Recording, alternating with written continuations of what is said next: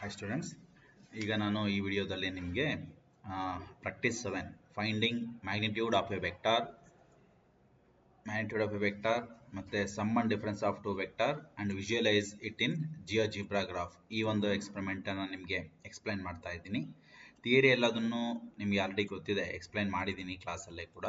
So ಅದನ್ನು just ನಾವೀಗ ಜಿಯೋಜಿಬ್ರಾದಲ್ಲಿ ಮಾಡಬೇಕು.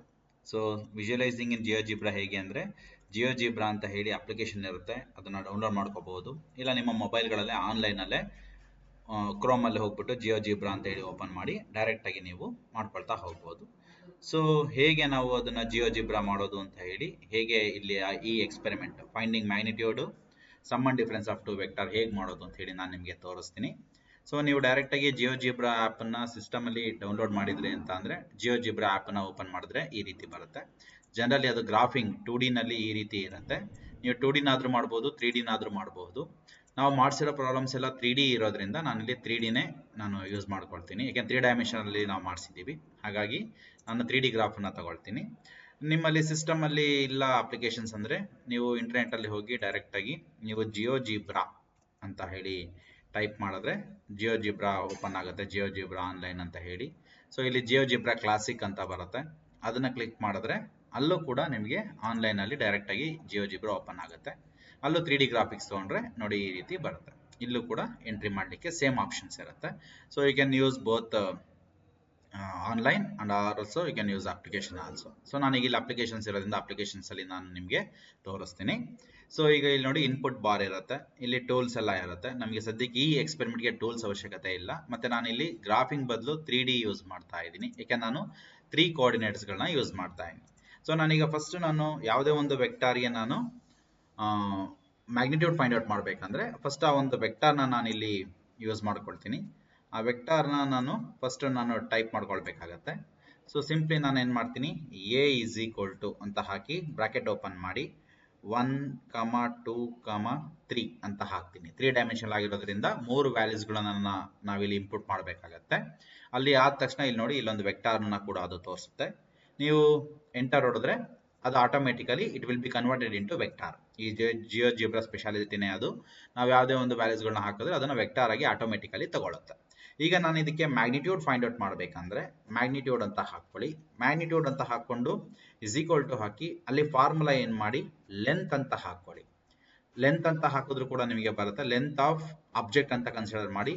ಅಲ್ಲಿ ಆಬ್ಜೆಕ್ಟ್ ಅಂದರೆ ಎ, ಈ ವೆಕ್ಟಾರ್ಗೆ ನಾವು ಮ್ಯಾಗ್ನಿಟ್ಯೂಡ್ ಕಂಡಿಡ್ತಾ ಇರೋದ್ರಿಂದ ಲೆಂತ್ ಆಫ್ ಎ ಅಂತ ಹೊಡೆದು ಎಂಟರ್ ಹೊಡೆದ್ರೆ we get the value 3.74. So ಇದು ಮ್ಯಾಗ್ನಿಟ್ಯೂಡ್ ಆಫ್ ಎ ವೆಕ್ಟಾರ್. ನೀವು ಬೇಕಾದ್ರೆ ಅದನ್ನು ಕ್ಯಾಲ್ಕುಲೇಟ್ ಮಾಡಿ ಕ್ಯಾಲ್ಕುಲೇಟರ್ಸಲ್ಲಿ ನೀವು ಅದನ್ನು ಟ್ರೈ ಕೂಡ ಮಾಡಬಹುದು. ಸೊ ಕ್ಯಾಲ್ಕುಲೇಟರಲ್ಲಿ ನೀವು ಚೆಕ್ ಮಾಡಿದ್ರೆ ಆನ್ಸರ್ಸ್ ಏನೋ ತಪ್ಪ ಅಂತ ಹೇಳಿ ನಿಮಗೆ ಮ್ಯಾಗ್ನಿಟ್ಯೂಡ್ ವ್ಯಾಲ್ಯೂ ಗೊತ್ತಿದೆ. That is square root of x² + y² + z² ಅಂತ ಬರುತ್ತೆ. ಇಲ್ಲಿ ಸ್ಕ್ವೇರ್ ರೂಟ್ ಆಫ್ 1² ಅಂದರೆ 1, 2² ಅಂದರೆ 4, 3² ಅಂದರೆ 9, 9 + 4 + 1 14 ಆಗುತ್ತೆ. So you can find the value of this one. Square root of 14 ಹೊಡೆದ್ರೆ ನಿಮಗೆ ನೋಡ್ರಿ ಇಲ್ಲಿ ಬರುತ್ತೆ answer. Square root of 14 1 minute, square root of 14 ನೋಡಿದ್ರೆ ನೋಡಿ ಇಲ್ಲಿ ಬರುತ್ತೆ 3.74. ಸೊ ನಾವು ಮಾಡಿರೋ ಆನ್ಸರ್ ಕರೆಕ್ಟ್ ಆಗಿದೆ. ಸೊ ನೀವು ಮ್ಯಾಗ್ನಿಟ್ಯೂಡ್ ಫೈಂಡ್ ಔಟ್ ಮಾಡಬೇಕಂದ್ರೆ ಜಸ್ಟ್ ಲೆಂತ್ ಅಂತ ಹೊಡೆದು ಬ್ರಾಕೆಟಲ್ಲಿ ಎ ಯಾವ ವೆಕ್ಟಾರ್ ಮಾಡಿದ್ದಾರೆ ಇಲ್ಲಿ ಅದನ್ನು ನೀವು ಹೊಡೆದ್ರೆ ಬರುತ್ತೆ. ಅಥವಾ ಇನ್ನೊಂದು ರೀತಿಯಲ್ಲೂ ಮಾಡಬಹುದು. ಸೇಮ್ ಮ್ಯಾಗ್ನಿಟ್ಯೂಡ್ ಅಂತ ಹೇಳಿ ಹೊಡೆದು ಎರಡರಲ್ಲಿ ಯಾವ್ದಾದ್ರು ಒಂದನ್ನು ಯೂಸ್ ಮಾಡಿ. ಮ್ಯಾಗ್ನಿಟ್ಯೂಡ್ ಅಂತ ಹೊಡೆದು ಇಲ್ಲಿ ಜಸ್ಟ್ ಇಲ್ಲಿ ಈ ಒಂದು ಎಂಟರ್ ಬಟನ್ ಮೇಲ್ಗಡೆ ಒಂದು ಸ್ಟ್ರೈಟ್ ಲೈನ್ ಇರುತ್ತೆ.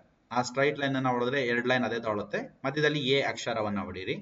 ಎ ಅಕ್ಷರನ ಹೊಡೆದು ಎಂಟರ್ ಹೊಡೆದ್ರೆ ನೋಡಿ ಅಲ್ಲೂ ಕೂಡ ಸೇಮ್ ಮ್ಯಾಗ್ನಿಟ್ಯೂಡೇ ಬರುತ್ತೆ. So either you can use length or you can use this formula, magnitude of a formula. ಇಲ್ಲಿ ಡೈರೆಕ್ಟ್ ಆಗಿ ಕೀಬೋರ್ಡ್ ಅಲ್ಲೇ ಬರುತ್ತೆ. ಬ್ಯಾಕ್ ಸ್ಪೇಸ್ ಕೆಳಗಡೆ ಆ ಸ್ಲ್ಯಾಶ್ ಇರುತ್ತಲ್ಲ, ಅದ್ರ ಮೇಲ್ಗಡೆ ಇರತಕ್ಕಂತಹ ಒಂದು ಲೈನ್, ಸ್ಟ್ರೈಟ್ ಲೈನ್ ಆಪ್ಷನ್ ಏನಿದೆ, ಶಿಫ್ಟ್ ಇಟ್ಕೊಂಡು ಆ ಬಟನ್ ನೋಡಿದ್ರೆ ಅದೇ ಆಟೋಮೆಟಿಕಲಿ ಮ್ಯಾಗ್ನಿಟ್ಯೂಡ್ ತಗೊಳುತ್ತೆ. ಒಳಗಡೆ ಅಕ್ಷರ ಎ ಹೊಡೆದ್ರೆ ನಿಮಗೆ ಮ್ಯಾಗ್ನಿಟ್ಯೂಡ್ ಬರುತ್ತೆ. ಇದು ಮ್ಯಾಗ್ನಿಟ್ಯೂಡ್ ಫೈಂಡ್ ಔಟ್ ಮಾಡೋದು, ಇಷ್ಟೇ ಸಿಂಪಲ್. ಈಗ ನಾವು addition of 2 vectors, subtraction of 2 vectors ಮಾಡ್ತೀನಿ. ಅದಕ್ಕೋಸ್ಕರ I will take 2 vectors. u is equal to 1, -1,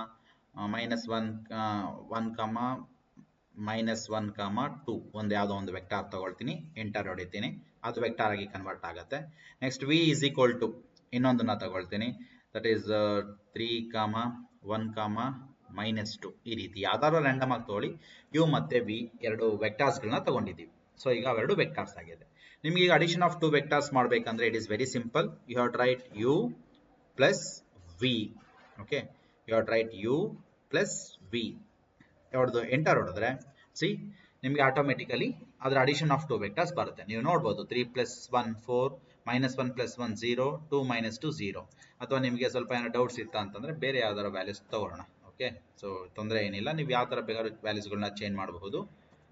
ನೋಡಿ ಈ ರೀತಿ ಬರುತ್ತೆ. ಇಲ್ಲೂ ಕೂಡ ಅಷ್ಟೇ, ಈ -1 ಬದಲು you can change it to +1. Okay, ಈ ರೀತಿ ನೋಡಿ.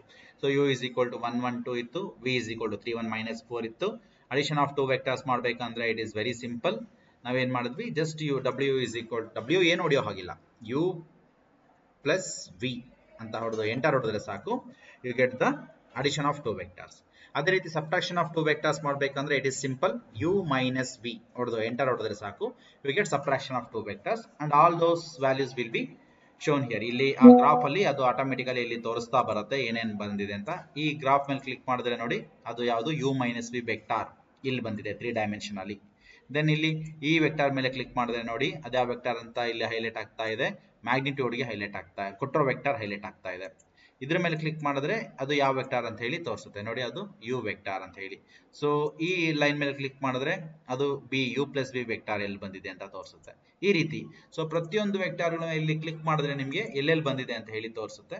ಸೊ ನೀವು 2 ಡೈಮೆನ್ಷನ್ ಅಲ್ಲಿ ತಗೊಂಡಾಗ ಆ ರೀತಿ ಮಾಡ್ಕೋಬೇಕು, 3 ಡೈಮೆನ್ಷನ್ ತಗೊಂಡ್ರೆ ಆ ರೀತಿ ಮಾಡಬೇಕು, 2 ಡೈಮೆನ್ಷನ್ ಆದ್ರೂ ಸೇಮ್ ಥಿಂಗ್ ಅಲ್ಲಿ ನೀವು ಟ್ರೈ ಮಾಡಬಹುದು. ಅರ್ಥ ಆಯ್ತಾ? ಸೊ ಈ ರೀತಿ ಸಿಂಪಲ್ ಇರುತ್ತೆ.